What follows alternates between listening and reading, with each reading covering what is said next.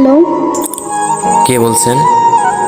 দেখো তো চিনতে পারছো কি না আমাকে? না, চিনতে পারছি না। বলেন কে আপনি? এত তাড়াতাড়ি ভুলে গেছো আমাকে? মনে রাখার মতো কি কোনো কারণ আছে যে মনে রাখবো? তো এতদিন পরে কি মনে করে ফোন দিলেন?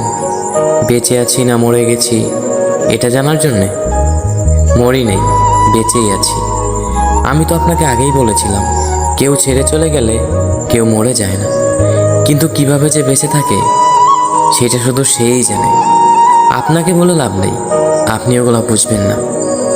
আচ্ছা যাই হোক, এত কিছু আপনাকে বলে কি হবে? আপনি কেমন আছেন? আচ্ছা, একটা কথা বলবো, রাখবে? বলেন, জিজ্ঞেস করার কি আছে? আমাকে কি তুমি করে বলা যায় না একবার? আমার কি অধিকার আছে আপনাকে তুমি করে বলবো? বললেন না তো, কেমন আছেন আপনি? তোমাকে ছাড়া আমিও ভালো নাই, কিন্তু এই কথাটা বলতে তুমি তো আর বিশ্বাসই করবে না।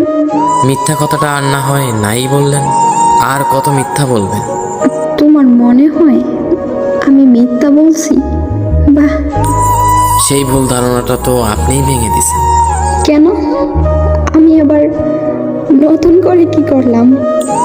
4 বছর ধরে একটা মিথ্যা কথা বলে গেছেন, বুঝতেও পারিনি আমি। কতই না বলতেন ভালোবাসি ভালোবাসি, কিন্তু এটা যে মিথ্যা বুঝতেই পারিনি। আমি তোমাকে ভালোবাসি এই কথাটা মিথ্যা বলছি? মিথ্যা ছিল এই কথাটা? তা নয় তো কি, সত্যি বলছেন? যদি ভালোই বাসতেন তাহলে মাঝপথে ছেড়ে এইভাবে চলে যেতে পারতেন না। একবার হলেও ভাবতেন আপনি চলে গেলে আমার কি হবে, আমি কিভাবে থাকবো। কি হলো, চুপ করে আছেন কেন? কিছু বলেন। না, আর কি বলবো, বলার মতো কি আছে আমার? একটা কথা কি জানেন, আমি নিজের থেকেও বেশি আপনাকে বিশ্বাস করতাম। আমি সবসময় ভাবতাম আপনি কথা দিয়ে কথা রাখতে পারেন। যেদিন আপনি আমার হাতে হাত রেখে কথা দিয়েছিলেন, তারপর থেকে আমি ভাবতাম আপনি শুধু আমার। আচ্ছা যাই হোক, বাদ দেন এগুলা। কোথায় আছে সে? এই তো বন্ধুদের সাথে বাহিরে গিয়েছে। আচ্ছা একটা কথা বলেন তো, সে কি আমার মতো করে আপনাকে খেয়াল রাখে, আমার মতো করেই ভালোবাসে? জানতে হবে না, জেনে আর কি হবে? আমি তো সবসময় অপরাধী ছিলাম। যখন তোমাকে ভালোবাসতাম তখন আমার ফ্যামিলি সবাই বলতো আমি নাকি তাদের কথা ভাবি না, তাদের কথা শুনি না। আর এখন যখন ফ্যামিলির কথা শুনে তোমাকে ছাড়তে হলো, এখন তুমি বলতেছো আমি বেঈমান, আমি অপরাধী, আমি খারাপ। কিন্তু আমি খারাপ আছি না ভালো আছি সেটা কেউ কোনোদিন জানতে চাইলো না। তোমরা সবসময় নিজেরা নিজেদের বিষয়গুলোই ভাবো। এখন আমাকে এসব কথা বলে লাভ নেই, আমি জেনেই বা কি করব?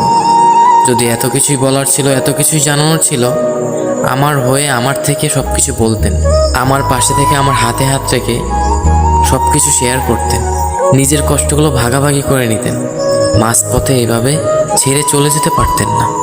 একটাবার আমাকে সব কিছু বলতে পারতেন, কিন্তু বলেননি। সবসময় ভাবতাম আপনার কোনো প্রবলেম হলে, আপনার কোনো কষ্ট হলে সেগুলো আমাকে বলবেন, যেন আমি সব কিছু আপনার পাশে থেকে হাতে হাত রেখে ঠিক করে দিতে পারি। কিন্তু না, আপনি আপনার কথা ভেবে, আপনার ফ্যামিলির কথা ভেবে আমাকে মাঝপথে একা রেখে ছেড়ে চলে গেছেন। আচ্ছা, এখন রাখতে হবে, সে চলে আসবে। আর পারলে আমাকে ক্ষমা করে দিও, নিজের জীবনটা নতুন করে গুছিয়ে নিও। আর আমি তোমাকে সত্যিই ভালোবাসতাম, আমারও কিছু করার ছিল না, আমি পরিস্থিতির শিকার হয়ে বিয়েটা করতে বাধ্য হয়েছিলাম। কিন্তু তুমিও তো সেটা বুঝবে না। কেন বুঝবে? আমার মা বাবাই যেহেতু বুঝে নাই, তুমি তো একটা পরের ছেলে, তুমি আমাকে কি করে বুঝবে? সত্যি আমিও ভালো নাই, আর যদি পারো আমাকে ক্ষমা করে দিও। ভালো থেকো। আচ্ছা, রাখলাম। এই শোনেন, হ্যালো হ্যালো,